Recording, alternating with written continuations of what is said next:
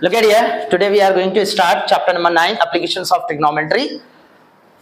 In this chapter, application of trigonometry, two types of formulas are used, which means first formula, आपको in terms of ratio. In terms of ratio means sin theta 1, cos theta 2, tan theta. Maximum time in this application of trigonometry in a whole chapter, they are used only these three ratios. But sometime, rare cases, maybe that will be cot theta. Sometime, ज़्यादातर तो ये तीन ही पे focus करना है अपने को, ये तीन ही फॉर्मूले पे फोकस करना है. Got it? Only three formulas. After that, इसके बाद ये एप्लीकेशन ऑफ ट्रिग्नोमेट्री में हमको जो ज्यादा यूज होने वाले फॉर्मूलेज वो है, जो आपको सेकेंड वाला कॉन्सेप्ट बता देता हूं जो यूज होने वाले, वो क्या है? 30 डिग्री, 45 डिग्री, 60 डिग्री. बस ये 3 डिग्रीज पे वर्कआउट करना है हमको. पूरा एप्लीकेशन ऑफ ट्रिग्नोमेट्री फिनिश होगा. एप्लीकेशन ऑफ ट्रिग्नोमेट्री सिर्फ और सिर्फ ये 3 रेशियोज एंड 3 फॉर्मूलेज पे पूरा क्लोज हो जाने वाला है. अगर हम ये 3 परफेक्ट हो गए तो ऑटोमेटिकली, क्योंकि ऑलरेडी हम ट्रिग्नोमेट्री में भी परफेक्ट हो चुके हैं, ये इसका भी वीडियो बना चुका हूं मैं ऑलरेडी, आप इस पे ये भी देख सकते हैं. अब देखेंगे इसमें क्या करना है. आपको 30-45 डिग्री कैसा वैल्यूज फाइंड आउट याद रखना है. पहले first sine theta, sine 30 degree, sine 30 degree की वैल्यू मालूम है अपने को 1/2. फिर साइन 45 डिग्री की वैल्यू है हमारे पास 1/√2. साइन 60 डिग्री की वैल्यू है √3/2.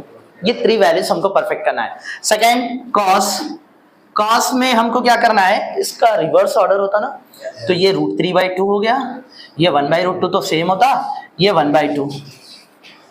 एप्लीकेशन ऑफ ट्रिग्नोमेट्री में यूज होने वाली चीजें बता रहा हूं.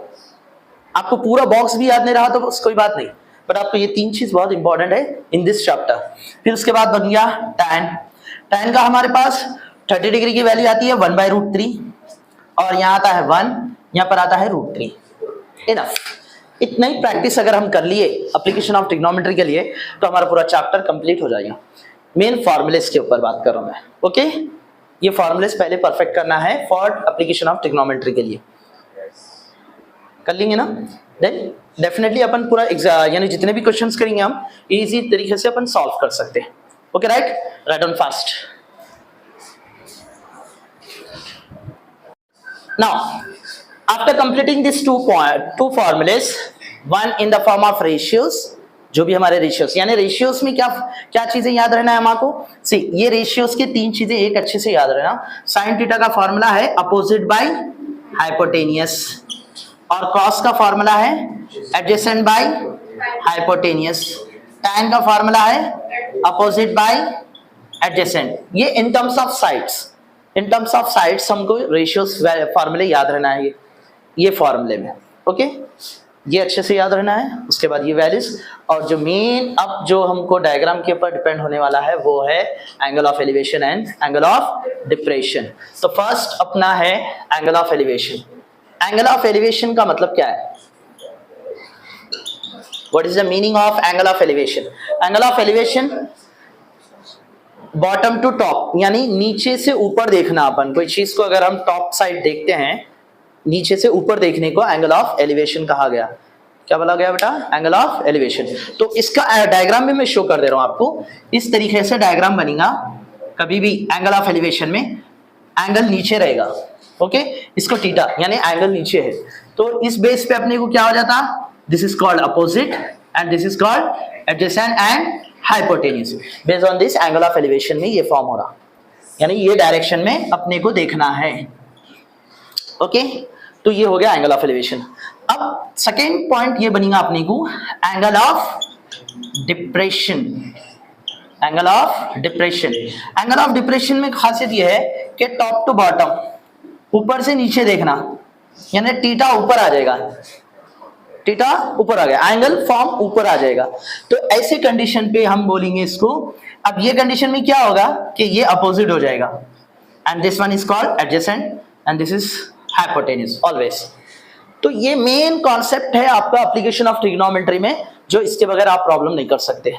पहली चीज जो रेशियो है जो आपको यूज होने वाली है डायग्राम के हिसाब से.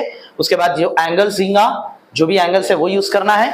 फिर उसके बाद एंगल ऑफ एलिवेशन और angle of A depression consider करना है. डिपेंड ऑन दिस सेंटेंस, जो भी आपको क्वेश्चन में दूंगा उसको देखकर आपको प्रैक्टिस करना है। Got it? बहुत आसान है, सबसे इजी है। जो ट्रिग्नोमेट्री में परफेक्ट है ऑलरेडी अपन जो कर चुके हैं वो, ये तो और आसान है, बस खाली अपने को अंडरस्टैंडिंग होना है और क्वेश्चन देखकर डायग्राम ड्रॉ करने की प्रैक्टिस मेन पहले आना। पूरे प्रॉब्लम्स में डायग्राम के ऊपर ही डिपेंड है पूरा प्रॉब्लम।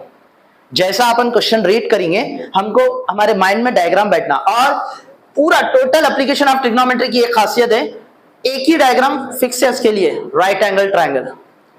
पूरे जो भी कंडीशन में आने दो क्वेश्चंस, मगर पूरे diagram right angle triangle form में ही सॉल्व करना है। ओके, मैं कैसा करना है वो अब एक्सरसाइज स्टार्ट करेंगे, तो प्लीज इसको तो कॉपी कर लो एंड प्रैक्टिस करो right now fast. Now see question number 1, same application of A trigonometry.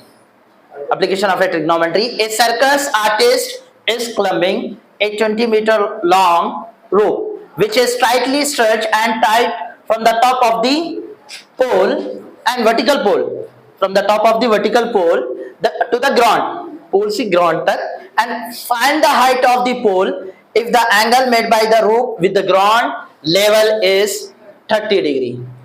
यहाँ पे आपको पॉइंट्स बनाना है सॉल्यूशंस में आपके क्वेश्चन को देखते हुए। देखिए आप कैसे क्वेश्चंस में पॉइंट्स बनेंगे। First you have to write given that, इसको समझते हुए पॉइंट्स बनाना है। गिवन दैट फर्स्ट पॉइंट बनेगा अपना, a circus artist is climbing a 20 metre long rope, माने रोप जो है how much of long, 20 metre long. तो you have to right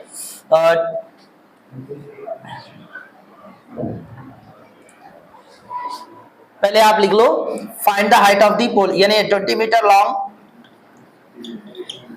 20 metre long क्या है ये रोप, 20 मीटर लॉन्ग रोप है विच इज टाइटली स्ट्रेच, यहां से यहां तक पूरा सेंटेंस लिखना है आपको, which is tightly stretch and tight from the top of the vertical pole. ये पॉइंट नंबर 1 है आपका, point number 1। 20 metre long rope which is tightly stretched and tied from the top of a vertical pole to the ground level, to the vertical pole to the ground। ये point number 1 बन गया आपको, यानी question में से एक point बना है। देन सेकंड पॉइंट आपको ये कंप्लीट करना है इस तरीके से। Second point, then the height of the pole, actual we don't know exactly height of the pole, so आपको लिखना है यहां से points. The height of the pole क्या है, the height of the pole we don't know, we have to find the height of the pole, अपने को height of the pole find out करना है। And if the angle made by the rope with the ground level is 30 degree, with the ground level, यानी ground level से बोले तो point number 3 क्या बन गया, angle of elevation, not angle of depression. ये एंगल ऑफ एलिवेशन क्या हो गया, theta is equals to 30 degree, angle of elevation theta is equals to 30 degree. यानी आपको क्वेश्चंस रीड करते हुए जो पॉइंट्स ऑलरेडी दे दिया है क्वेश्चन में, you have to see and write, okay, one time वो पूरे पॉइंट्स लिखना, और जो चीज फाइंड आउट करो बोला वो भी पॉइंट लिख दिया अपन। अब इसी के बेस पे हमको डायग्राम ड्रॉ करना है। देखिए कैसा होता है डायग्राम। फर्स्ट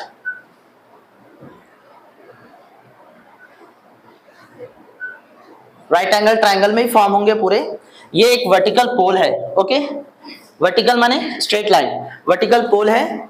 ये वर्टिकल पोल में सपोज मैं इस तरीके से बनाया हूं, आप कुछ भी ले सकते हैं, एक पोल की लाइट है वो, तो वर्टिकल पोल है। पोल की हाइट अपने को क्या दिया क्वेश्चन में, दिया the height of the pole we have to find, तो हमको यहाँ लिखना है h लिखना है, मतलब अपने को फाइंड आउट करना है vertical pole height find out करना है। देखो सेंटेंस देखते हुए डायग्राम उतारने की प्रैक्टिस करना है अपने को। और सेकंड क्या बोला नहीं, नेक्स्ट क्वेश्चन में क्या दिया, 20 मीटर लॉन्ग रोप, यानी ये जो रोप है, ये जो है रोप है, ये कितने मीटर की है, 20 मीटर लॉन्ग रोप है, जो यहाँ पर टाइट किया गया, यानी वर्टिकल पोल को रस्सी से बांधकर फिर जमीन की तरफ लेके जाके इसको टाइट किया गया। ओके, ये एक स्टेटमेंट के हिसाब से डायग्राम बन रहा। तो हाइट हो गया 20 हो गया, and with the ground level, माने ग्राउंड लेवल से जो एंगल बना हमारा 30 डिग्री। स्टेटमेंट्स को देखना है फिर डायग्राम प्रैक्टिस करना है। तो ये हमको पहले आना, क्योंकि समटाइम क्वेश्चन क्या पूछता, just given the statements and suitable diagram, draw the suitable diagram. आपको खाली डायग्राम उतारने के भी मार्क्स मिलते हैं, क्वेश्चन को देखते हुए डायग्राम उतारने के। तो ये डायग्राम प्रैक्टिस मस्ट पहले करना है आपको, इसी के बेस पे अपन फिर रेशियो सॉल्व कर सकते हैं। अब आप बोलो, यहाँ पे ये चीजें देखने से हमको दो साइड्स यूज हो रहे हैं। Which sides are they? Opposite and hypotenuse. Very good. तो ये हो गया अपोजिट, ये हो गया हाइपोटेनस। अच्छा, ये भी कब डिसाइड करें अपन? जो एंगल ऑफ एलिवेशन में आ गया हमारे, based on this angle of elevation, तो ये अपोजिट हो गया, ये हाइपोटेनस, ये हो जाता एडजेसेंट। अब इसके रिलेटेड हमारे पास एक रेशियो फॉर्म होगा, वो कौन सा रेशियो है? साइन। Very good. तो opposite by hypotenuse sine theta में यूज होता, sine theta opposite by hypotenuse. देखो स्टेप बाय स्टेप हमारे पास प्रॉब्लम सॉल्व हो रहा। पहले तो क्वेश्चन देखें, क्वेश्चन से अपन गिवन स्टेटमेंट्स बनाए, with the statements, with the help of statements upon diagram draw करें। वो डायग्राम ड्रॉ करने के बाद डायग्राम को शो करा के रेशियो कौन सा लेना है। ओके, डायग्राम खुद शो करा यहाँ पे कि दो साइड्स को लेते हुए हम साइन बताए। अब साइन में क्या है? थीटा की वैल्यू है ऑलरेडी अपने पास 30 डिग्री। अपोजिट कितना है? Opposite is how much?